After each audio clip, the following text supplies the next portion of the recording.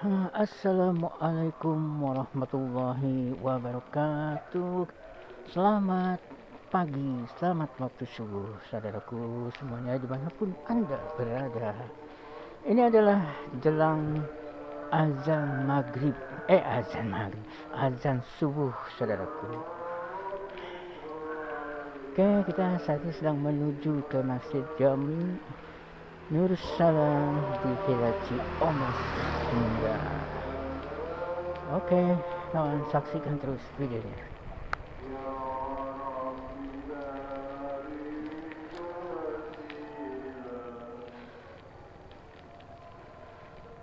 Cuacanya cukup dingin saat ini. Mungkin habis hujan dan tampak jalan masih basah dan banyak bagian-bagian yang tergenang air.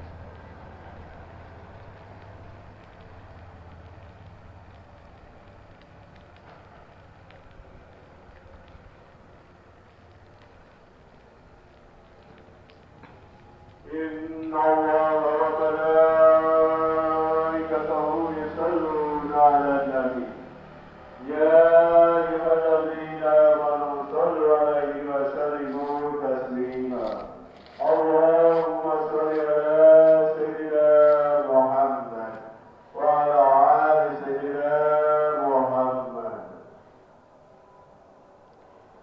الله أكبر الله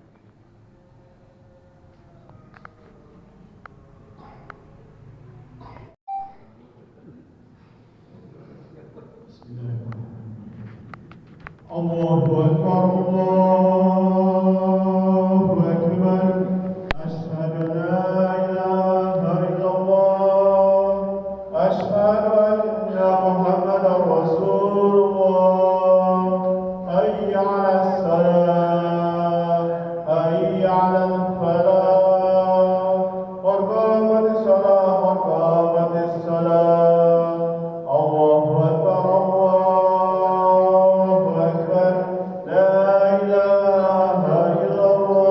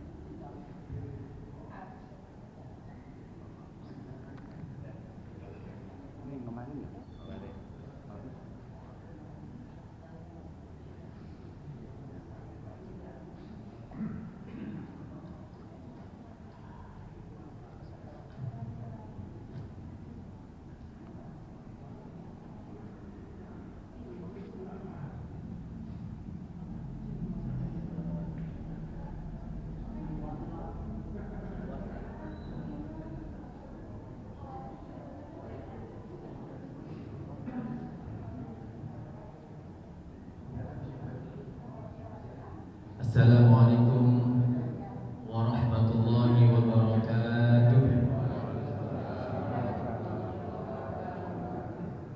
Alhamdulillahi rabbil alamin.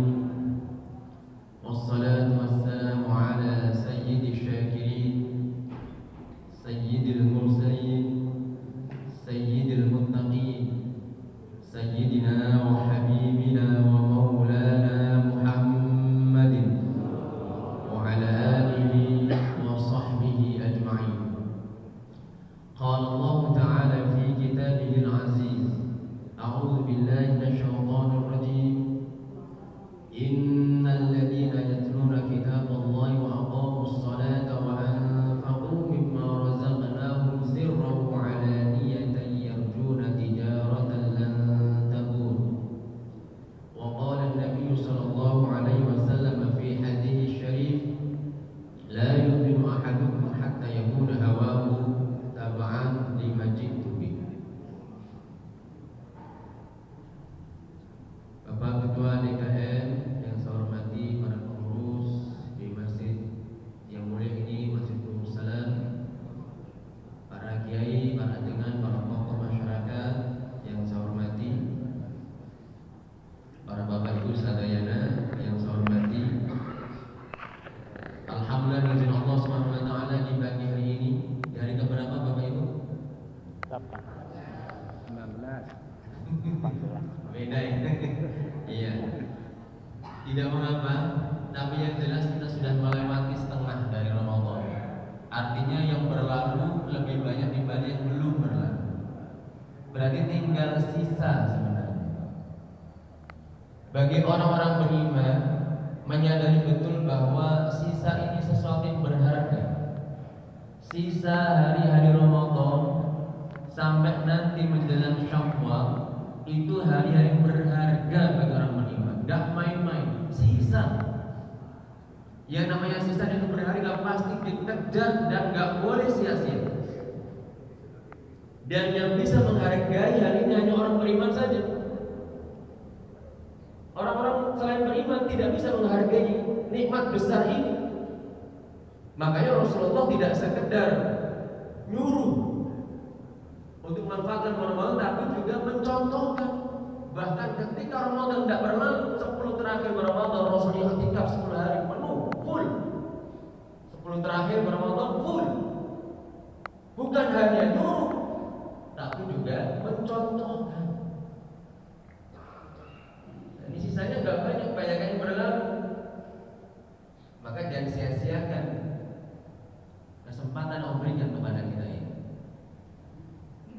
Hadirin yang berbahagia, sesungguhnya kita ini dengan amal-amal soleh kita itu sedang berdagang dengan Allah, sedang berdagang, sedang berbisnis dengan Allah, berniaga dengan Allah. Di dalam sebuah riwayat yang diterjemahkan Bukhari Muslim, Rasul bersabda, "Kullun nasi yagdu faba'i'un nafsahu famu'tiquha aw mubiquha." Setiap hari, setiap manusia itu menjalani hari-harinya, faba'i'un nafsahu, dia itu menjual dirinya. Cuma dalam jual belinya itu kepada Allah, menjual dirinya kepada Allah, famu'tiquha aw mubiquha. Ada yang jualannya itu menyelamatkan dari azab Allah, tapi juga ada yang dengan jualannya itu menjerumuskan dalam azab Allah. Jadi ada dua model jenis perdagangan dengan Allah itu. Ada yang menjerumuskan ke dalam nikmat Allah dengan surganya bil wa'di bil jannah atau bil wa'id ilan nar, dengan ancaman Allah ke neraka. Jadi dalam Quran itu ada al-wa'du, ada al-wa'id. Kalau al-wa'du bil jannah, janji Allah dengan surga, wal wa'id bin nar, dan ancaman dengan neraka. Dan Allah menggunakan istilah ini supaya dekat dengan manusia, Bapak Ibu. Allah menggunakan istilah tijarah terkadang. Terkadang Allah menggunakan istilah istirah, jual beli, menjual, membeli. Baik tadi menjual, kalau istirah membeli, kalau tijarah perdagangan. Dan ini diungkap oleh Allah dalam Al-Quran. Karena Allah tahu manusia itu senang dagangan, senang berdagang, karena dengan dagang itulah yang menghasilkan uang, memenuhi kebutuhannya, bahkan bisa kaya raya dengan dagangnya itu. Maka Allah menggunakan istilah tijarah agar dekat dengan benak manusia. Ini perdagangan dengan Allah. Jadi sesungguhnya amal soleh kita ini kita jual kepada Allah. Cuma harganya, murah mahalnya, tinggi rendahnya tergantung kualitas amal kita. Sama seperti barang, murah mahalnya suatu barang tergantung kualitas barang itu. Cuma yang kita jual kepada Allah bukan barang. Kalau di dunia yang kita jual adalah ada barang, ada jasa. Dengan jual barang, benda, kita mendapatkan uang, mendapatkan keuntungan. Jual jasa juga sama. Kita punya keahlian, kita gunakan keahlian itu, kemudian kita mendapatkan uang. Itu jual beli juga, cuma jual jasa. Ada yang jual tenaga, jual pikirannya, jual keahliannya. Itu namanya jual beli. Dan kita semua sebenarnya dalam menghasilkan uang itu menggunakan cara tijarah, perdagangan, jualan jasa, ada jualan barang. Tetapi yang kita jual kepada Allah itu adalah amal solih. Mari kita lihat Bapak Ibu, dalam surat Fatir ayat 29. Surat mana Bapak-bapak? Jangan ngantuk ditanya nih, nak saya ngomong sendiri. Surat Fatir ayat sabaraha 29. A'udzu billahi minasy syaithanir rajim. Innal ladzina yatluna kitaballahi wa aqamus salata wa anfaqu mimma razaqnahum sirran wa 'alaniyatan yarjuna tijaratan lan tabur. Innal ladzina yatluna kitaballah, sesungguhnya orang-orang yang yatlun itu dari kata tala, yatlu tilawatan, artinya tilawah. Artinya tilawah itu membaca Quran dengan perenungan, Bapak Ibu. Beda dengan qiraah. Kalau qiraah dari kata qara'a, yang mau qiraatan artinya sekedar membaca. Kalau membaca Quran dapat pahala, pahalanya besar banget baca Quran.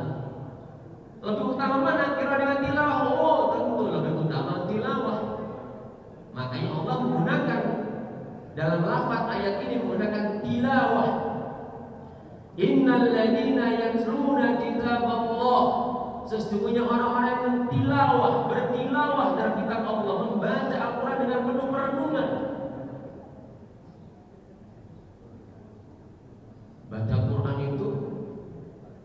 boleh dengan kecepatan kita masing-masing, asal benar wae tajwidna.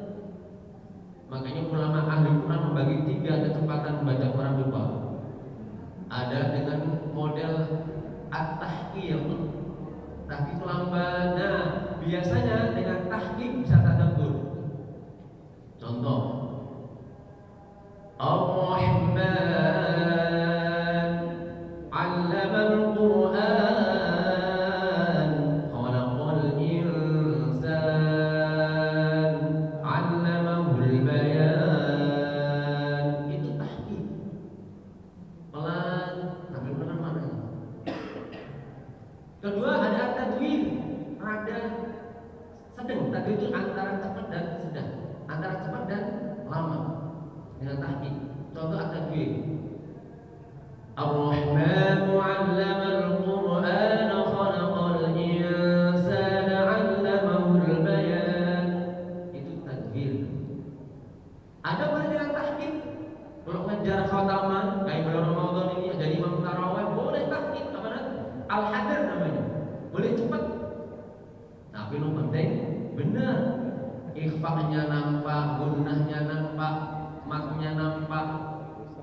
Contoh, Ar-Rahmanu 'allamal Qur'ana khalaqal insana 'allamahul bayan. Itu namanya al-hadar. Boleh diizinkan sanadnya sampai kepada Rasulullah Muhammad sallallahu alaihi wasallam. Mangga pilih yang mana. Cuma kalau dengan tadabbur biasanya ada tahqiq.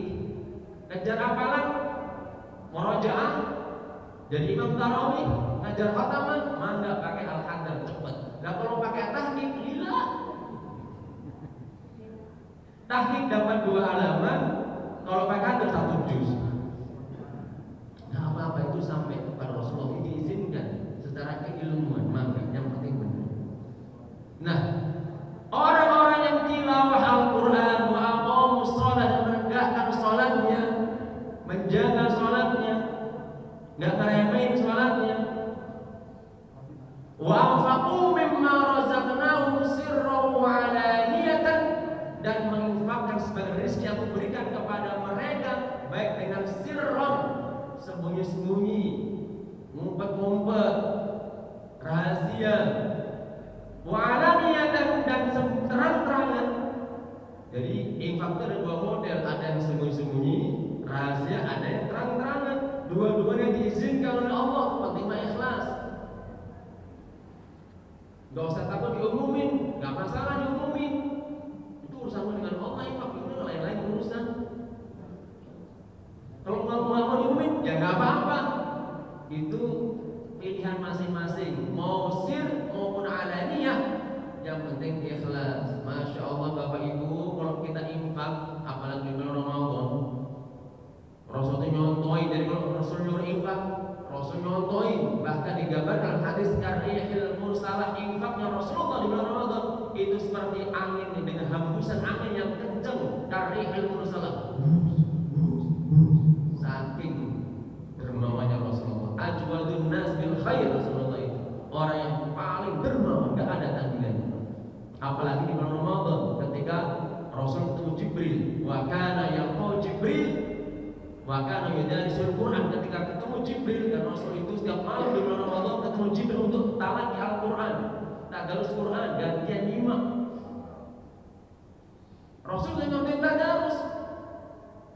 Cuma tadarusnya Rasul bukan sama manusia, sama Jibril. Ini penting untuk memvalidasi bacaan Rasul benar atau enggak. Makanya semua bacaan berdasarkan riwayat sampai pada Rasulullah Muhammad SAW, dan sampai bacaan yang kita terima sampai ini itu mirip bacaan Jibril alaihissalam.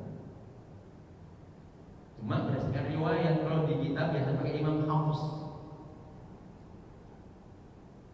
Normalnya kita bisa imam hafuz. Nah, para bapak yang saya hormati, di dalam sebuah riwayat terkait infak nih misalnya, di dalam sebuah riwayat yang sahih Rasul bersabda begini, ma min yaumin yusbihu fihi al-'abdu illa malakani yanzilan. Tidaklah ada seorang hamba itu berpagi-pagi hari, menjalani hari pagi-pagi seperti ini, seperti kita saat sedang berpagi-pagi, illa malakani yanzilan, kecuali 2 malaikat yang turun. Saat ini Pak, ada 2 malaikat yang turun. Ini kita harus melihat dari kacamata keimanan. Kalau Rasulullah bersabda pasti benar. Lalu ngapain malaikat itu? Qala ahaduhuma, salah satu malaikat itu berkata, Allahumma a'ti munfiqan khalafan. Ya Allah, berikanlah balasan berlipat-lipat kepada mereka yang berinfak. Tuh doanya malaikat di pagi hari. Tadi ada gerobak lewat, sudah siapin dari rumah belum. Nanti pulang dari sini kita mengeluarkan rezeki kita. Didoain malaikat berlipat-lipat insya Allah. Yakin, nggak ada yang berkurang dari harta infak kita. Makin barokah rezeki kita. Itu maksudnya Allah berkahi rezeki yang diinfakkan tadi. Makin berlimpah, makin barokah. Tapi malaikat satu lagi berdoa kepada Allah, Allahumma a'ti mumsikan talafan. Ya Allah, berilah kebangkrutan kepada mereka menahan harta yang gak diinfakkan. Nanti ujung-ujungnya bangkrut, gak barokah aja itu rezeki. Serius, buktiin. Tapi masa kita buktiin yang menahan harta? Kita ingin buktikan dengan mengeluarkan harta. Saya yakin makin barokah. Itu janji Rasul. Doa malaikat dijawab oleh Allah. Begitu. Nah, lihat para bapak ibu, ketiga amalan ini disebut oleh Allah dalam Al-Quran tadi sebagai jual beli. Siapapun mereka yang tilawah Al-Quran, yang menegakkan sholatnya dan berinfak baik dengan sembunyi maupun terang-terangan, yarjuna tijaratan lan tabur, mereka itu mengharapkan perniagaan yang tidak akan pernah rugi. Lan pakai lan tabur, tidak akan pernah rugi. Jadi Allah yang menjelaskan pada kita kalau pengen jual beli gak akan rugi, jual beli sama aku, kata Allah, gak bakal rugi. Makanya kalau kita beramal, udah pasangkan dada mau jualan sama Allah, pasti dibeli sama Allah. Karena Allah sendiri dulu yarjun berharap, mengharapkan perniagaan yang gak akan pernah rugi. Kalau kita begitu, insya Allah kita semangat serius, kita akan tunjukkan barang terbaik kita, kualitas amal kita terbaik kita tambahkan kepada Allah. Karena kita jualan sama Allah. Masa kita jualan yang jelek-jelek? Ya dibeli dengan harga jelek. Harga itu ditentukan oleh kualitas barang para bapak ibu. Kalau sholat kita dijaga baik, Allah kasih harga mahal. Kalau puasa kita baik, Allah kasih harga mahal. Lihat hadis qudsi. As-shaumu li, kata Allah dalam hadis qudsi. Shaum itu untukku, kata Allah. As-shaumu li, shaum itu untukku, wa ana ajzihi, dan aku akan membayarnya. Allah tidak menjelaskan angkanya. Ini pasti mahal banget. Pokoknya yang akan membayarnya. Kenapa demikian? Taraka ta'amahu wa syarabahu wa syahwatahu min ajli, karena dia meninggalkan makanannya, meninggalkan minumannya, wa syahwatahu, dan syahwatnya semata-mata karena aku beli puasanya itu. Tuh, dibeli puasa kita coba sama Allah.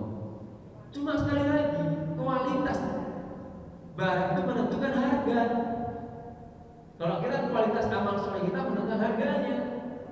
Kadang-kadang kita nggak jaga kualitas kan? Karena gak kita nggak jaga kualitas, sholatnya asal, waktunya nggak dijaga, nggak mau ke masjid bapak-bapaknya, di imam oh ya sholatnya sawak sah jenah. Beda pahalanya, kualitasnya beda dibeli sama Allah. Dibeli kok sama Allah. Gak yakin Allah beli itu, Bapak Ibu, mungkin kita sering dengar istilah tabungan hari tua. Waktu nabung itu udah kelihatan kan angkanya, segini terus seneng, padahal belum dirasakan itu manfaatnya. Dana pensiun udah kebayar nanti pensiun, padahal masih kerja itu belum pensiun, udah kebayar nanti pensiun dan masih udah dipikirin pensiun. Kenapa nggak mikirin tabungan akhirat yang itu pasti dan itu selamanya? Ini sebuah ilustrasi sederhana supaya kita lebih dekat meyakini kebenaran Al-Quran itu. Kita itu punya rekening Bapak. Rekening kita masih disimpan sama Allah, ini dikasih kita. Serius. Kita ini semua punya rekening. Saldonya nambah, terus tergantung kita mau nambah apa enggak, atau malah dikurangi dengan dosa-dosa kita rekening. atau malah hilang, musnah dengan kemusyrikan. Rekening itu datanya hilang kalau kita musyrik. Lain asyrak layak batal amal, jika kamu musyrik maka musnah seluruh amal, pahalanya musnah. Riya mengurangi pahala, hilang datanya kan. Sum'ah ibadah karena Allah langsung turun data itu.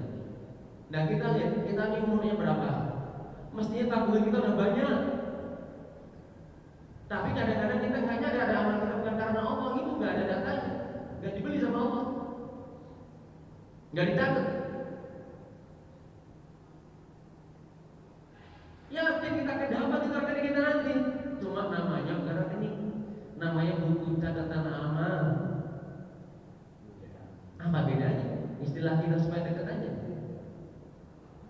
Saldo kita nambah terus, amal soleh nambah terus, dan itu datanya itu tergantung amal soleh kita, bukan amal orang lain. Tapi memang ada jenis amal orang lain yang itu masuk ke rekening kita karena pengaruh kita, karena kita nasihati dia jadi benar, ngalir terus pada itu namanya ilmu yang bermanfaat. Meskipun sudah mati, datanya masuk terus tuh saldo karena anak kita soleh, doain kita terus. Ada model begitu. Kita nggak merasa bekerja, tapi kok datanya rekening nambah terus saldonya nih. Kan enak. Kenapa satu dari setelah ini supaya kita ini gerget bener. Allah tuh nggak bohong. Kita mikirnya dana pensiun, tabungan hari tua, itu mah sebentar. Iya kita nyiapin kan, dengan pak nabung, dengan pistolot geng, laman pistolot, gawe ban ayat tabungan. Ih pendek. Akhirat yang abadi, kenapa gak disiapin coba? Kenapa kita gak nambah terus saldo kita dari rekening kita ataupun akhirat nanti? Bapak-bapak lihat di dalam surat Al-Haqqah. Allah nanti kasih rekening kita, buku itu nanti kasih ke kita. A'udzu billahi minasyaitonir rajim. Fa'amma man utiya kitabahu biyaminihi fayaqulu ha'um iqra'u kitabiyah inni dhanantu anni mulaqin hisabiyah fahuwa fi 'aishatin radiyah fi jannatin 'aliyah. Sampai sini aja lihat. Fa'amma man utiya kitabahu biyaminihi, dan ada pun orang-orang menerima catatan amalnya dengan tangan kanannya. Lihat kalimatnya, catatan amal, rekeningnya. Barang siapa menerima catatan amal dengan tangan kanannya, yang tadi dibeli oleh Allah tadi datanya, harga yang Allah berikan kepada hamba tadi kasih tangan kanannya. Fayaqulu ha'um iqra'u kitabiyah, saking bahagia melihat data rekeningnya begitu banyak. Dia sampai semua yang ditemuinya. Bacalah kitabku, bacalah catatan amalku, bacalah buku rekeningku nih. Ha'um iqra'u kitabiyah. Kenapa dia bisa mendapatkan catatan amal dengan tangan kanannya? Inni dhanantu anni mulaqin hisabiyah, karena aku meyakini perjumpaan dengan hisab ini, hari hisab ini, maka aku nyiapin bekal di dunia. Amal soleh nabung di dunia. Coba kalau nggak nabung, mana ada data itu? Jadi yang menentukan kita sendiri itu, rekening saldo kita nambah terus kita, bukan orang lain. Tapi ada juga dagangan yang nggak dibeli sama Allah, yang nggak ikhlas, nggak dibeli sama Allah. Buru-buru dibeli, dia ada kagak sama Allah. Dalam hadis qudsi Rasulullah bersabda, Allah berfirman begini, man amila amalan asyraka fihi ma'i taraktuhu wa syirkahu. Barang siapa mengamalkan amalan yang dia ngamalinya bukan karena aku tinggalkan dia dan sekutunya, kata Allah. Aku tinggalin. Kita lagi baca Quran kan kita jualan sama Allah. Allah gak mau lihat karena kita karena Allah baca Qurannya. Lagi sholat, kita mau jualan sholat kita sama, kita mau jual sholat kita. Allah gak mau lihat, buru-buru dibeli sama dilihat aja kagak. Kenapa? Karena sholatnya bukan karena Allah. Dan semuanya begitu para bapak ibu. Makanya nanti pas Allah bagi-bagi itu, bila sudah waktunya untuk menggaji itu orang-orang yang sedang beramal soleh itu, Yang riak tadi kan minta ke Allah, ya Allah, ya Allah mana bagianku? Apa kata Allah? Idhabu ila alladziina kuntum turauna fid dunya wa hum indahum jazaa. Pergilah kamu cari orang yang dulu kamu beramal karena dia. Apakah dia bisa kasih balasan? Kata Allah. Bapak Ibu, yang bisa kasih pahala kita hanya Allah. Maka jangan pernah sekali-kali amal bukan karena Allah, ditinggalin sama Allah. Coba Bapak Ibu jualan, nawarin barang, dicuekin, kerasa enggak? Kita juga sama, lagi soal cuekin sama Allah karena Allah. Allah nggak akan dibeli sama Allah. Kualitasnya buruk banget. Allah melihat enggak, melihat aja udah malas, nggak mau. Begitu. Jadi kita sering berjual beli dengan Allah sebenarnya. Amal-amal kita itu tunjukkan terbaik semuanya. Dan baik karena Allah. Jadi kita lagi berdiri tegak sholat ini, atau lagi melangkah dari rumah. Ya Allah, aku jual enggak? Taruh beli dengan harga mahal yang enggak masalah. Kenapa sampai harga mahal? Kalimatnya tegas di Al-Quran sendiri. Janjiin Allah yarjuna tijaratan lan tabur. Bahkan di dalam ayat yang dikatakan innallaha ashtara minal mu'minina amwalahum bi anfusihim. Allah tuh beli ya. Innallaha ashtara minal mu'minina anfusahum bi anna lahumul jannah. Allah beli itu kalimatnya. Coba bukan apa nih kalau bukan bisnis. Allah beli orang-orang beriman itu jiwanya dan hartanya gitu. Bahwa Allah akan ganti dengan surga. Nggak main-main itu bayaran dari Allah. Menggunakan kata ishtara, yashtari, istirah itu jual beli Pak. Tijarah, istirah.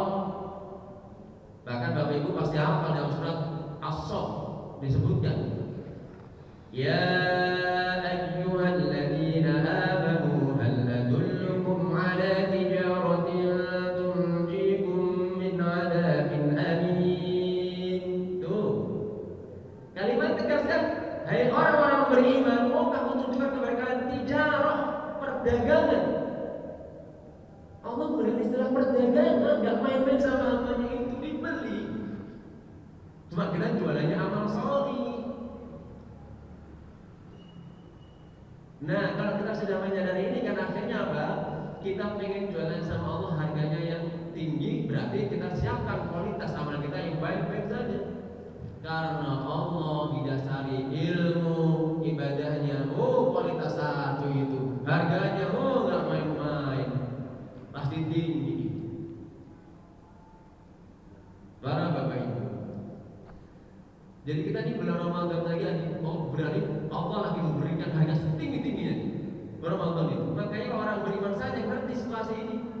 Orang yang bisa melihat situasi bisnis yang benar untuk orang-orang yang sekarang orang beriman itu. Ada peluang-peluang bisnis orang itu ahli kan.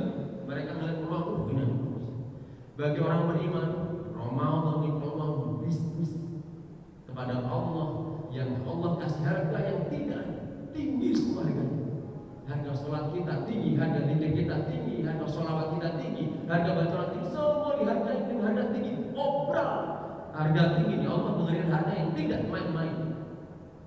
Coba tinggal sisa berapa hari lagi mau disia-siain? Nggak dimanfaatin sebaik-baiknya. Nah, ini hanya orang beriman bisa menghargai Ramadan Bapak Ibu. Makanya Rasul itu sedih kalau Ramadan berpisah. Para sahabat sedih karena mereka melihat Ramadan dengan keimanan, bukan dengan dunia. Ulama-ulama dulu sedih mau pisah sama Ramadan karena melihatkan kacamata keimanan. Imanan ini peluang yang besar, jual beli dengan Allah itu tidak main-main. Ramadan harga yang tinggi semua. Nah gitu. Jadi jangan sampai kita ini menyanyiakan ini. Kalau kita sia-siakan kali Bapak Ibu. Di dalam sebuah hadis Rasul sabdakan, "Ragi ma'am rajulin dakhala alaihi Ramadan thumma salaha qabla yufar lahu." Sungguh hina dan celaka orang yang Ramadan sampai kepadanya, kemudian Ramadan berlalu dan dia tidak mendapatkan ampunan Allah. Keterlaluan ada orang beriman, Ramadan berlalu dia akan dapat ampunan Allah. Keterlaluan. Maka Rasul mulai istilah penghinaan sebenarnya. Kok ada orang yang ngaku iman kepada Allah, Ramadan sampai kepadanya, Ramadan berlalu dia nggak dapat ampunan Allah, keterlaluan banget tuh orang. Saya boleh buat ilustrasi sederhana ya para bapak. Misalnya nih di ruang ini, saya terbayang. Kemudian di sini ada hidangan yang lezat, tentu bulan Ramadan atau malam bulan Ramadan gitu ya. Hidangan lezat semua. Kemudian panitia atau pengurus mengatakan begini, silakan Bapak Ibu makan sepuasnya, bebas, gratis, bahkan dikasih bonus kalau mau makan. Coba, kira-kira orang seneng nggak? Pasti seneng. Makanya di situ yang hadir langsung dia akan makan sebagainya. Tiba-tiba pas acara sudah selesai, ada satu orang yang dari tadi di situ bilang, aku nggak makan, nggak kebagian makan, aku lapar. Masuk akal enggak? Sama seperti Ramadan ini Allah janjikan sebagai media ampunan Allah tahunan, Bapak Ibu. Ini media ampunan Allah Ramadan itu. As-salawatul khams wal jumu'ah ila al-jumu'ah wa Ramadan ila Ramadan mukaffiratun ma bainahuma idza tujibatil kabair. Salat 5 waktu, Jumat ke Jumat, Ramadan ke Ramadan itu menjadi wasilah ampunan Allah, menjadi media ampunan Allah bagi seorang hamba selama dia meninggalkan dosa-dosa besar. Jadi media tahunan Allah siapkan untuk kita. Masa kita abaikan, kita sia-siakan? 1 bulan lagi, nggak main-main, 1 bulan lagi. Bayang gitu Pak, 1 bulan Allah siapin buat pelopor dosa begitu dosa kita yang 11 bulan yang lalu. Kita sia-siain. Nah, hanya orang beriman saja memahami hal ini. Oleh karena itu manfaatkan sebaiknya Ramadan untuk amal-amal soleh. Baca Qurannya nggak boleh kurang dari 1 khatam lah minimal. Kalau kurang, aduh, ya aduh. Terus Ramadan ngapain aja? Masa nggak dapat khatam 1 kali pun? Saya ngeledek, ngingetin. Kalau masih yang kurang nih, sekarang hari berapa? Baru dapat 3 juz. Lah kemarin ngapain aja? Mau jalan Al-Qadar tadi bacanya boleh silakan kejar. Untung diingetin sama Ustaz ini. Masa baru dapat 10 juz? Pada Ramadan udah setengah mati nih. Begitu kejar. Habis siang, habis zuhur, habis asar, ulah sana wae. Iya pulang dari sini, nggak boleh jalan. Udah dulu. Habis zuhur sare deui. Iya. Habis itu nunggu asar, tarik. Asar, sare deui. Astagfirullahaladzim. Nah, ini kan bulan Ramadan, kasih. Maksudnya anak kita nih. Itu bulan Ramadan lu pakai tidur aja, leles. Kalau ada orang mengatakan Ramadan, puasa Ramadan bikin leles, itu mitos. Itu adalah ulah kejiwaan dia sendiri. Kok bisa? Rasulullah dan para sahabat itu perang Badar di bulan Ramadan. Perang Badar, main-main, lapar, tapi masih kuat fisiknya. Perang, menang atau kalah, menang. Jadi kekuatan fisik itu kadang ditentukan oleh keimanan juga. Kekuatan ritual kita, kekuatan spiritual kita ini pengaruh ke fisik Pak. Saya ingin sedikit penjelasan dari ahli. Ini salah satu kehebatan syariat Islam. Kenapa sih ada syariat niat? Kalau kita syariat niat, itu sudah urusan syariat. Kita sami'na wa ata'na suruh niat. Maka Rasul bersabda, "Man lam yuthbiti shauma qabla tulu'il fajri fala siyama lahu." Barang siapa yang tidak menetapkan niat di malam hari atau sebelum terbitnya fajar, maka puasanya enggak sah. Menetapkan sudah ada niat kerentek, boleh tata, boleh pokoknya ada sebagian penamanya mati malam niat, silakan. Ternyata niat ini memberikan efek yang besar para bapak ibu. Di dalam agama nggak ada syarat niat. Kok dalam Islam itu banyak amal pakai niat. Bahkan benar tidaknya amal kita tergantung niat kita, ya kan? Karena Allah melihat tulisan hati ini. Nah, khusus Ramadan, man lam yuthbit shauma qabla tulu'il fajr fala siyama lahu. Barang siapa yang tidak menetapkan niat puasa di malam hari atau sebelum terbitnya fajar, maka puasanya enggak sah. Ternyata dampaknya luar biasa para bapak ibu. Ahli mengatakan ketika kita niat, itulah sinyal ditangkap dengan baik oleh otak kita. Sinyal dari hati, besok saya puasa. Itu langsung sinyal ditangkap oleh otak dengan baik. Otak menerima informasi seluruh tubuh. Otak langsung mengirim informasi seluruh tubuh. Besok kita puasa. Tubuh menjawab siap. Maka kita nggak dengar gitu. Dari hati ditangkap sinyalnya, menginformasikan, mengistrikan seluruh tubuh, termasuk lambung kita. Besok kita puasa. Maka niat kita puasa 1 bulan penuh kuat. Itu efek niat. Coba kalau nggak niat, jam 8 guys, rucuk, ya udah lulus. Udah sore kesenjangan sarapan, jangan duduk bubur lontong sayur. Tapi kalau kita niat, mau ada apapun makanan kita ada. Pengen tapi nggak boleh. Niat masya Allah pengaruhnya. Makanya orang Islam, orang beriman itu 1 bulan penuh kuat. Lah kulonnya ayat orang Islam, aku Islam tapi terpuasa di bulan Ramadan, nggak ada niat. Atau memang dia tidak termasuk hamba Allah disuruh ya ayyuhalladzina amanu. Dia ingin buktikan pada Allah aku nggak beriman ya Allah, maka jangan suruh puasa kayak gitu. Orang puasa itu untuk orang beriman saja kok. Jadi kalau ada yang nggak mau puasa berarti dia sudah mempromosikan dirinya, menginformasikan dirinya kepada Allah. Ya Allah, aku nggak puasa karena aku nggak beriman. Gitu sebenarnya. Ya kalau beriman saja kalimat tegas. Ya ayyuhalladzina amanu kutiba alaikumusiyam. Jelas orang beriman suruh puasa. Jadi kalau ada orang yang beriman kemudian disuruh puasa nggak mau, sebenarnya dia sedang berkomunikasi pada Allah. Aku nggak beriman ya Allah, maaf ya nggak puasa. Begitu. Nah kalau sudah ada niat kuat, tapi lapar lah ya namanya puasa. Orang puasa itu dipuja apa? Jadi orang puasa itu telah menjalankan 3 kesabaran sekaligus, makanya pahalanya besar. Pertama, sabar melaksanakan perintah Allah. 2, sabar meninggalkan larangan Allah. 3, puasa menerima qada Allah, yaitu lapar haus. Wajar. Kalau puasa nggak lapar nggak haus, namanya juga puasa. Perut kosong nggak ada cairan. Di sini nggak ada air, nggak ada makan, wajar. Makanya terasa lapar nggak masalah. Itu baik.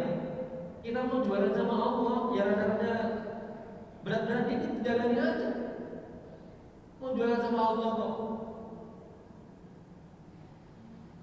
Dan kita ini mau jualan sama Mbak, saya ingin kasih tahu Pak, kalau kita jualan sama Allah, saya akan sampaikan sebuah riwayat yang sahih. Jadi suatu saat ketika para sahabat ada di Sumpah, ini nama tempat, Rasul mendatangi para sahabat, kemudian Rasul bersabda, sampai bahasa Indonesia saja. Wahai para sahabatku, sukakah kalian jika kalian setiap hari itu, setiap pagi-pagi berangkat ke Buthan, nama tempat Buthan namanya, atau ke Aqid, ini nama tempat dekat Madinah juga. Ada Buthan, ada Aqid nama tempat. Kemudian kalian setiap hari pulang membawa 2 onta yang besar-besar dan kualitas satu nih, besar-besar, pokoknya kualitas satu semuanya banyak nih. Onta yang besar-besar dan berkualitas nih. Para sahabat serentak menjawab, ya tentu kami semua mau ya Rasulullah. Coba ini saya ingin buat sebuah ilustrasi sederhana. Bapak-bapak, misalnya ada orang makan begini. Bapak-bapak, maukah bapak-bapak pergi dari Bogor ke Bekasi atau ke Jakarta setiap hari pulang membawa 2 ekor onta? Saya nggak bilang onta sekarang, kita ganti 1 onta yang paling kualitas satu, harganya berapa kira-kira? Ada yang mengatakan seharga 1 kuda. 1 kuda itu sekarang 100 juta itu ya, kisaran harganya. Jadi seakan-akan Rasul menggunakan istilah angka di sini. Kalau boleh dibuat terjemahan lain lagi, mau maukah bapak-bapak pergi dari Bogor ke Bekasi ke Jakarta setiap sore pulang membawa 200 juta tanpa berbuat dosa dan tanpa memutus silaturahim, kata Rasul.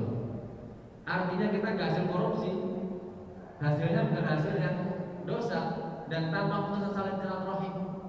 Sahabat langsung, mau ya Rasulullah, coba ini diangkatkan deh, ini angkat masuk rekening kita. Nah, kalau kalian mau, kata Rasulullah, maka barang siapa yang belajar 2 ayat dari Al-Quran, maka dia seperti mendapat 2 onta yang besar-besar tadi. 2 ayat. Kalau dia belajar 3 ayat, dapat 3 onta yang besar-besar tadi. Kalau dia belajar 4 ayat, maka dia mendapatkan 4 onta yang besar-besar tadi. Dan seterusnya, kata Rasulullah. Coba. Kalau orang dulu gambarnya onta, Pak, itu karena saya balik, onta itu mahal begitu. Banyak yang kebeli, Bang. Itu hanya orang-orang kaya yang bisa beli onta itu. Ini pulang bawa onta 2. Nah, coba kalau kita belajar setiap hari 2 ayat, dapat 2 onta, 3 ayat, 3 onta yang gede-gede, 300 jutaan lah gitu. Tapi rekeningnya nggak sekarang dikasihnya nanti. Dan itu akan kita ambil beneran. Kenapa dari awal saya sampaikan istilah tijarah supaya memang Rasul dan Allah dan Rasulnya itu membuat gambaran begitu supaya dekat dengan benak manusia. Manusia itu senang dagang.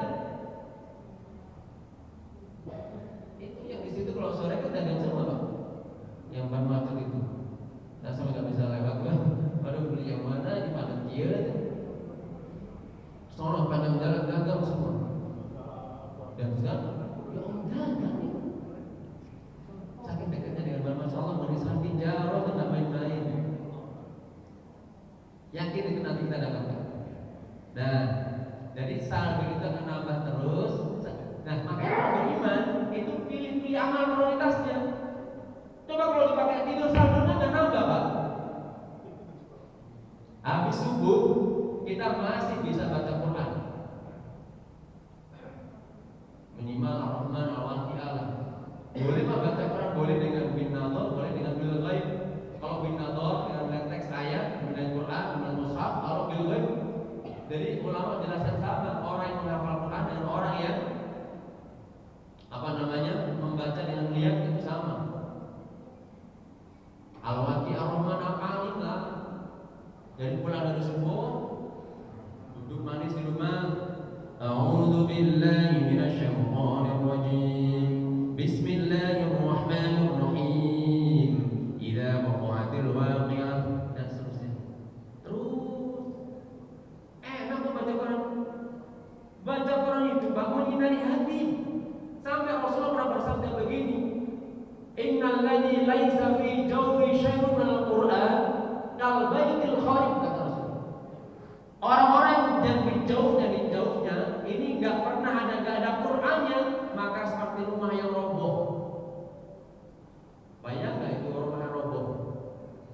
Kalau kita membayangkan rumah roboh tapi ada di benak kita. Rumah roboh. Jurik gitu ya. Air juriknya dia terima. Woy, gelap. Apalagi? Ya hantu aja. Rumah Rasul mengenai ibaratnya begitu supaya mudah dipahami sama kita. Kayak rumah roboh kalau kita baca Quran. Hati kita yang roboh, bangunan hati kita hancur. Baca Quran itu Masya Allah. Jadi kalau kita baca Quran, kita seperti membangun rumah dalam suasana hati kita ini. Rumahnya mewah, tidak baca ya Pak sebenarnya. Nikmat baca Quran itu. Makanya dalam semua ayat yang lain dan hadis yang lain, Rasul itu ibaratnya seperti apa? Ada lagi Pak. Jadi makanya ada namanya amsal. Perumpamaan itu penting supaya kita memahami dan mengambil ibrah, mengambil pelajaran. Contoh ada lagi. Rasul bersabda begini, la taj'alu buyutakum maqabir. Tuh. Jangan kau jadikan rumah-rumah kalian kuburan, kata Rasul. Jangan kau jadikan rumah kalian seperti kuburan, kata Rasul.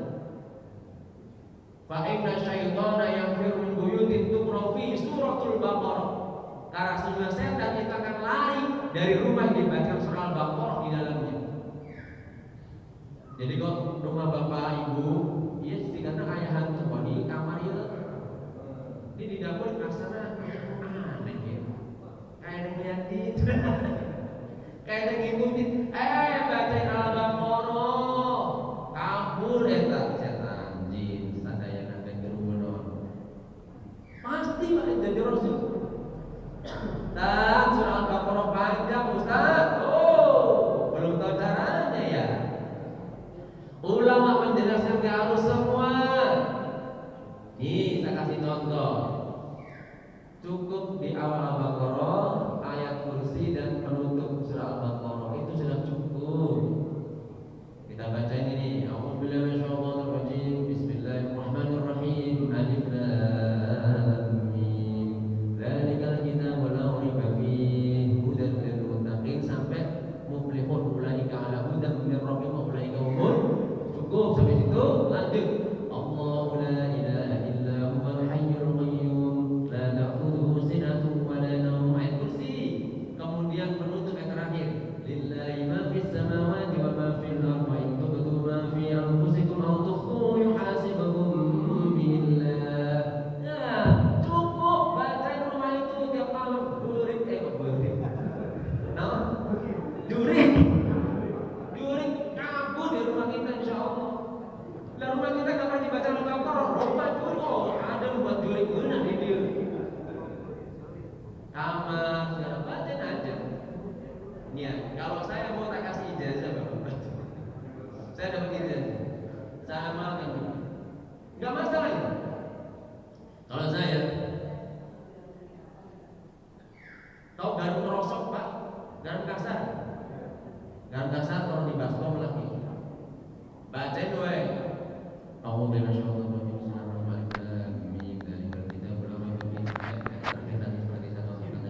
setelah selesai baca, emang itu sebenarnya ada deh, ada sebab kalau ngomongnya itu bisa pakai video, boleh juga tambah sedikit.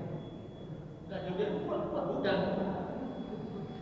Ngomong tiga kali, diulang 3 kali, itu taruh di sudut-sudut ruangan itu. Jurik kabur Pak. Nanti ulang lagi, tas 7 hari sekali, dan itu insyaallah ada rumah. Tak kurang teh kurang itu. Saya sama istri teh pengen dulu panas imah teh. Ayat jin eta. Setan eta. Udah itu ngajak ribut. Masa didik ribut. Setan yang ada di imah eta. Berarti kalau coba masa Rasul bohong. Rumah kita itu kuburan sebenarnya. Karena jangan dibaca sama Al-Baqarah. La taj'alu buyutakum maqabir fa inna syaitana yaghfir min buyutikum tuqra'u fi suratul Baqarah. Jangan jadi rumah kalian kuburan kayak kuburan. Karena setan akan kabur di rumah dibaca Al-Baqarah di dalamnya. Rasul teh pasti benar. Yakin tuh? Ya gini guys, kalau cahaya aja dipegangin. Ya. Ustaz, boleh bertanya Ustaz? Ya? Boleh bertanya? Oh, silakan. Assalamualaikum warahmatullahi wabarakatuh. Tentunya sudah Isra ini. Dan sampaikan ke Ustaz bahwa kita ini khususnya di bulan Ramadan kita sedang berniaga, bertransaksi dengan Allah. Tentunya segala sesuatu harus memperhatikan kualitas layanan kita, kualitas ibadah kita.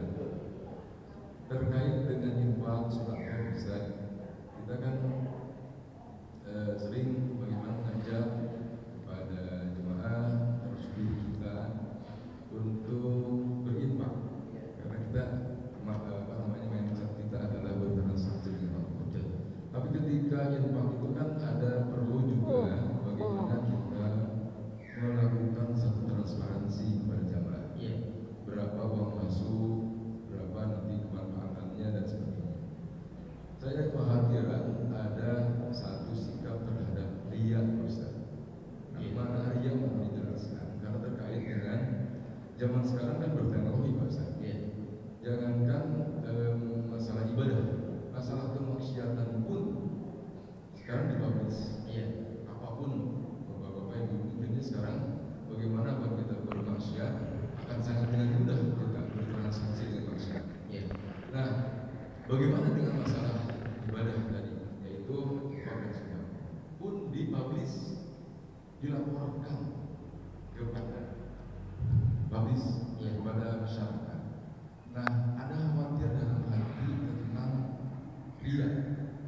bagaimana Pak Ustadz menafsirkan kita ataupun pengurus masjid ataupun pengelola dana itu biar terhindar antara dia dengan transaksi dengan Allah. Terima kasih Ustadz.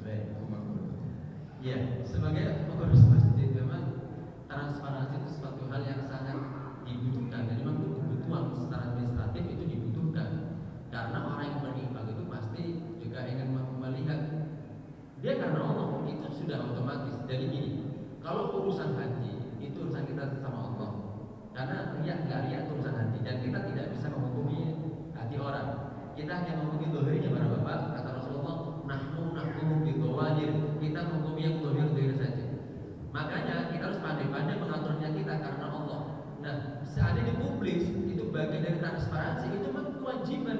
Sekarang kalau nggak dipublis, loh nih kan misalnya ada orang yang infak juga, tetap ini kayaknya pelaporannya nggak ada.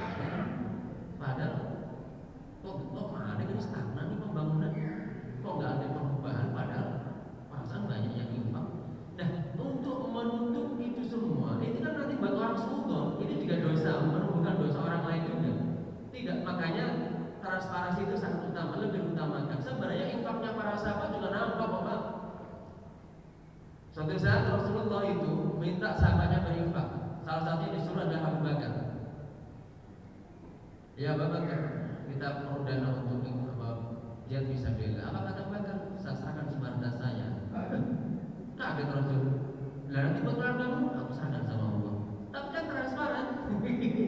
sampai riwayat sampai ke kita bukti itu transparan bahwa Abu Bakar menyerahkan semua hartanya di jalan Allah. Lah kita,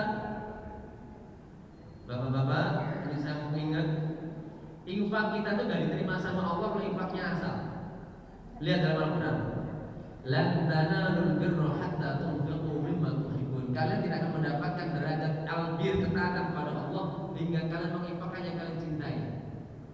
Jadi harta yang kita infakkan memang harta yang kita cintai, bukan yang gak kita cintai.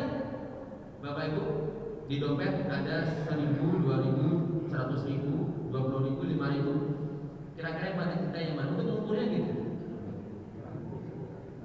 Kalau 2.000, ada kotak lewat 2.000, ayo masuk surga dibeli 2.000.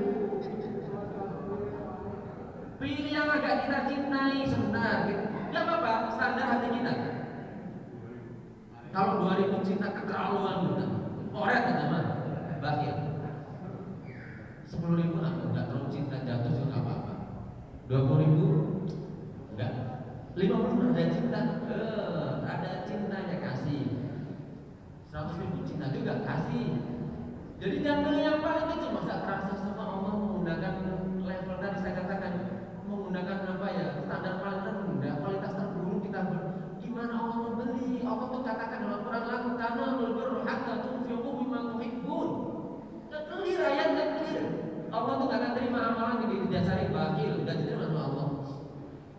Makanya, jadi Mbak untuk menentukan, jadi kita tidak perlu tahu, bagi pengurus tidak perlu tahu dia ikhlas atau nggak ikhlas, bukan urusan kita. Karena ikhlas urusan dengan Allah.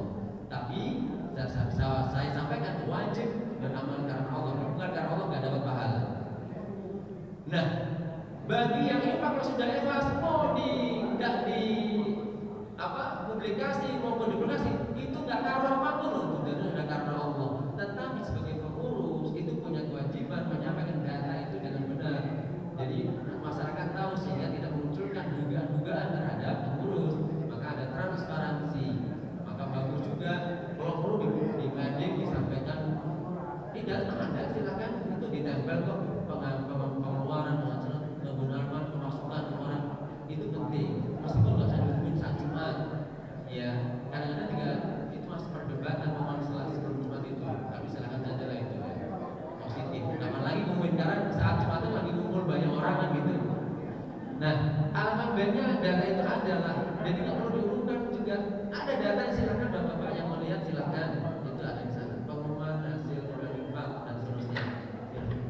Transparansi itu penting untuk menutup pintu-pintu tadi namanya satu daroik, menutup pintu-pintu peluang buruk kalau kita ada yang suudon bagi kita gitu.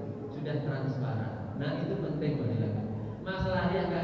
bukan urusan kita. Udah bapak yang urus semua, husnudon semua yang infak pasti ikhlas. Sudah urusan sama Allah ya, bukan urusan kita.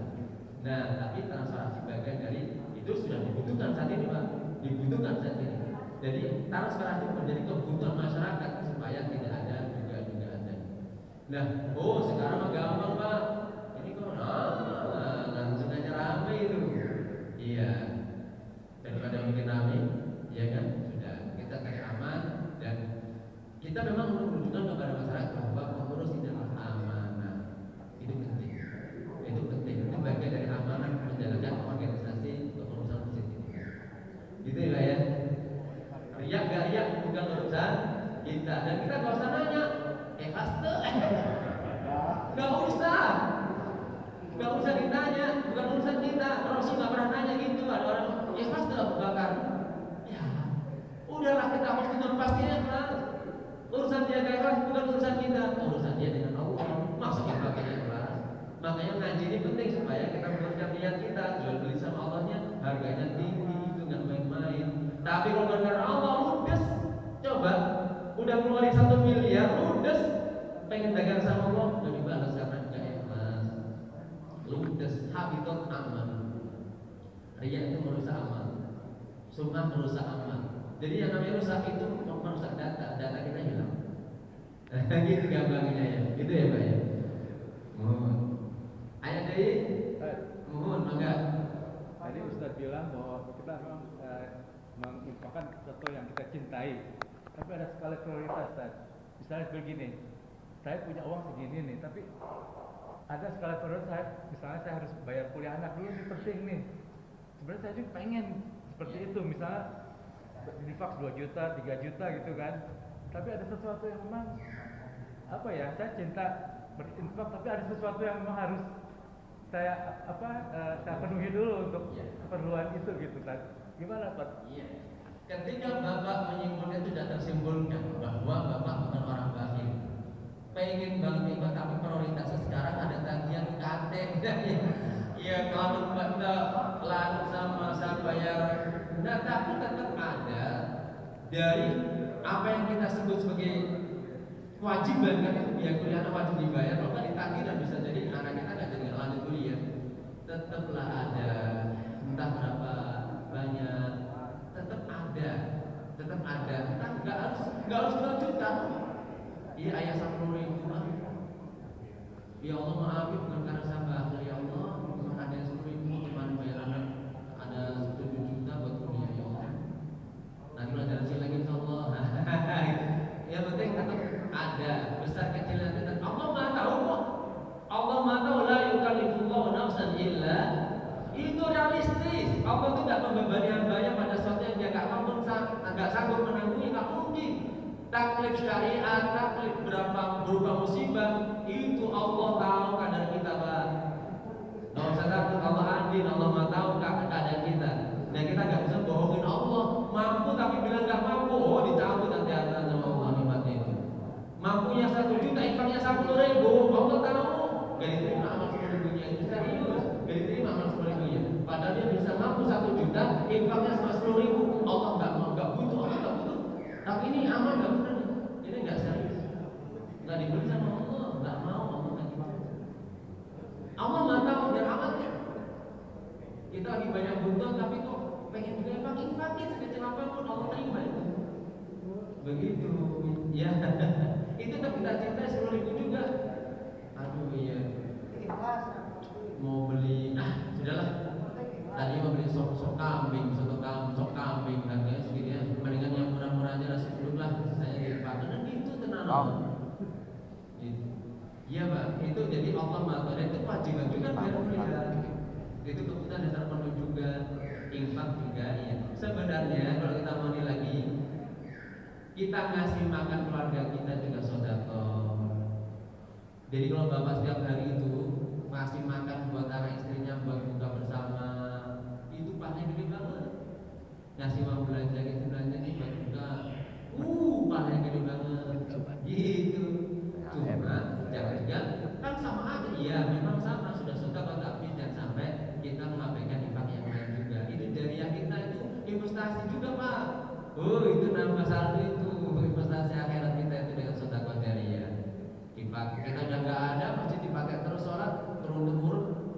Wah sudah lah. Itu namanya tadi kita nggak merasa bekerja tapi saldo nambah terus. Nikmat banget ya sedekah jariyah.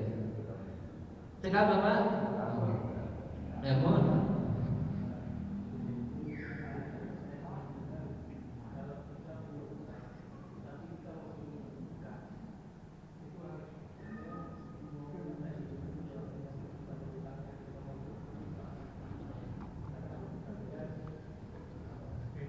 Ya, sebenarnya tidak perlu, tidak ada syariat begitu.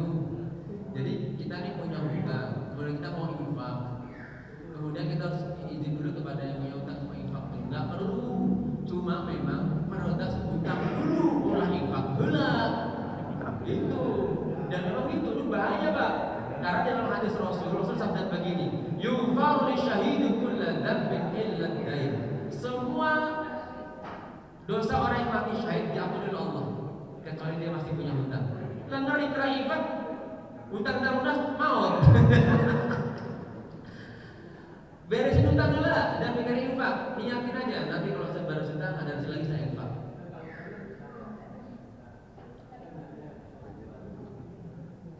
Oh iya, ya itu kan gini Pak. Hutang itu kan ada deadline, ada batasan. Gak urus apapun. Lah kan orang kadang yang punya rumah, kredit mobil, rumah itu kan juga punya hutang semua. Tapi kalau kita infak itu aman, ya gak ada masalah ya. Yang penting hutang datang kan itu ada tergantung akadnya. Wa aufu bil uqud punya akad-akad itu. Aku infak segini, nanti masih bisa bayar cicilan. Maksudnya hutang itu cicilan yang baik, hutang bayar hutang. Atau kan nanti baru hutang tanggal sekian, aku infaknya itu masih aman ya soal dapat uang lagi, gak ada masalah. Cuma jangan sampai gara-gara infak akhirnya hutang nggak terbayar, itu nggak boleh. Itu salah ngambil sikap, salah ngambil langkah, prioritasnya salah. Hutang lunasi heula. Kita senang sekarang Ustaz. Jadi bahas hutang. Ibadah senang terkait pada seorang berhutang sementara orang meninggal. Nah, ada keluarga menyatakan sebelum mayat atau setelah mayat dikuburkan, maka ada sebuah informasi siapa yang berhutang kepada almarhum atau berusaha dengan keluarganya. Itu selalu ada gitu. Nah, pertanyaan saya adalah apakah perbedaan pengertian hutang tadi yang saya khawatirkan hutang di bawah mati? Kalau misalkan udah mati itu sudah mati kan? Sekalipun misalkan keluarganya mengatakan ada kalimat seperti itu. Nah, kualitas pembayaran hutangnya sama tidak ketika orang hidup menyelesaikan hutang atau keluarganya menyelesaikan hutang orang yang sudah mati? Itu bagaimana Pak? Iya, secara hukum fikihnya ketika ada orang meninggal mesti ada hutang, maka ahli warisnya akan membayar hutangnya. Kalau ada harta atau dibayarkan. Kalau tidak ada harta, ya memang ini kan buru-buru bayar hutang, kita bikin repot misalnya. Ya sudah itu Allah maafkan sebenarnya. Tetapi kalau kita ingat bagaimana Rasulullah memang harus lunasi tambah. Ketika melintas jenazah di depan Rasulullah, sahabat minta, ya Rasulullah ayo kita salat jenazah ini. Dia punya hutang nggak? Kata Rasul. Punya. Salatnya kalian saja. Rasul bukan berarti nggak mau nyolatin, ini bukti bahwa hutang itu berat. Nah, kemudian ada jenazah lewat, biar salunasi hutang. Ayo berapa nih? Bayar sama sahabat salunasi hutangnya Rasulullah. Ayo kita sholatin. Jadi memang itu secara fikih mengandung hutang harus dibayar dulu. Jadi kalau ada orang meninggal di hutang, memang ada ahli waris yang paling utama untuk melunasi hutang itu. Kalau ada orang muslim yang mau sedekah, silakan itu kebaikan. Seperti sahabat tadi melunasi hutang sahabatnya. Tidak masalah, tapi harus lunasi hutang itu. Itu masih jadi beban, Pak. Kecuali memang itu. Yang repot itu kalau punya hutang nggak pengen bayar hutang sampai mati. Nah ini berat banget ya kayak gini. Sebenarnya ada orang, ada dua tipe nih. Ada orang yang punya hutang, pengen bayar hutang, nggak punya bayar sampai mati. Padahal dia pengen bayar, tapi nggak ada jalan untuk melunasinya. Ada juga yang memang nggak lihat. Sebenarnya ayah asetnya bisa dijual supaya hutang misalnya. Tapi kekeh punya akhirnya bayar hutang. Akhirnya mati. Nah kayak gini berat dari mana Allah Pak? Beda perlakuan Allah sama orang yang niat bayar hutang sama enggak. Sebenarnya bayar dari bayar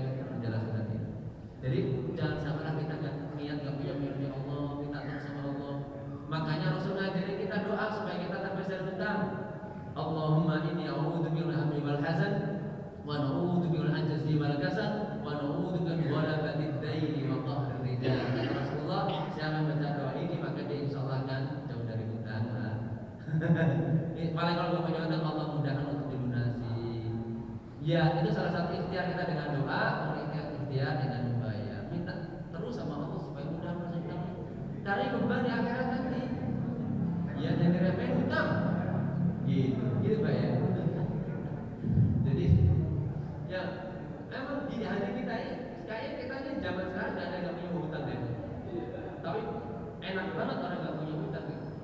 Tapi kayak ada aja. Cuma kita juga sekarang modal gaji kan ada punya gaji. Dan dengan gaji itu kita bisa menyicil hutang itu.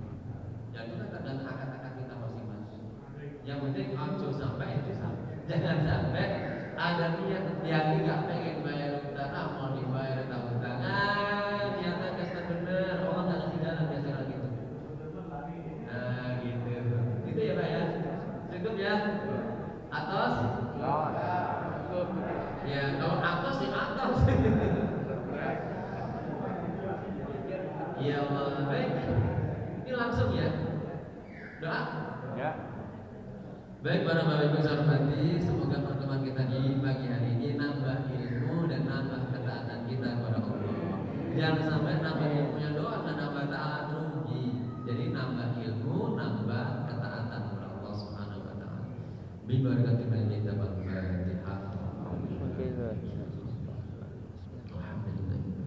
Alhamdulillahirrahmanirrahim. Maliki yaumiddin. Ya, Mustaqim. Shiratal ladzina an'amta 'alaihim ghairil maghdubi 'alaihim waladdallin. Bismillahirrahmanirrahim. Alhamdulillahirabbil alamin. Allahumma shalli wa sallim wa barik ala sayyidina Muhammadin wa ala alihi wa sahbihi ajma'in. Allahumma ighfir lana dhunubana wa li walidayna warhamhum kama rabbawna shighara. Rabbana ighfir lana wa li ikhwanina alladhina sabaquna bil iman wa la taj'al fi qulubina ghillan lil ladzina amanu rabbana innaka ra'ufur rahim. Allahumma anfa'na bima 'allamtana wa 'allimna ma yanfa'una wa zidna 'ilman nafi'an walhamdulillahi ala kulli hal wa na'udzu billahi min halin nar. Allahumma taqabbal minna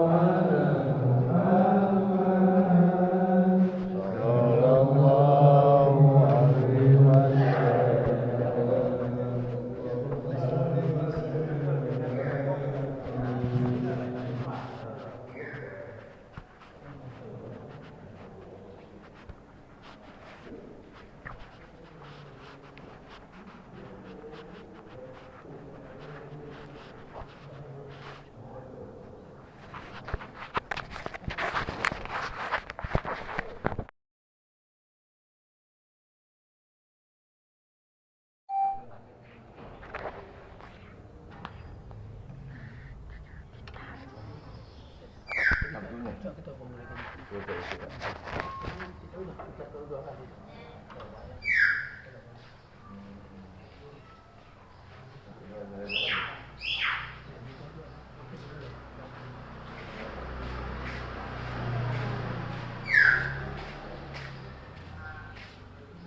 guys, begitulah kita mengikuti ceramah ba'da subuh. Nah, sekarang kita pulang ya.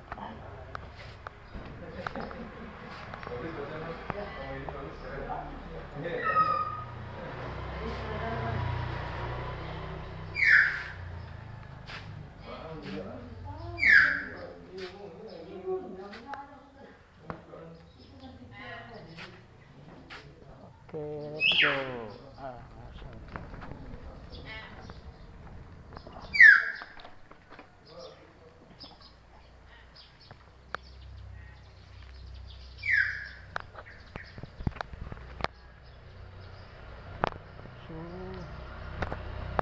Sudah terang guys.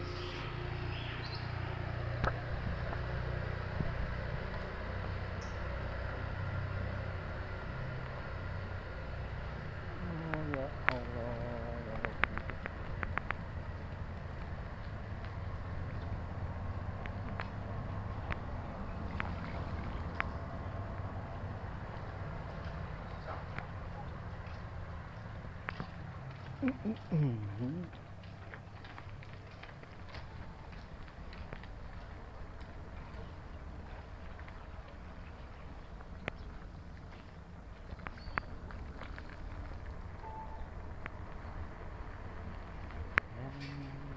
Sama mereka.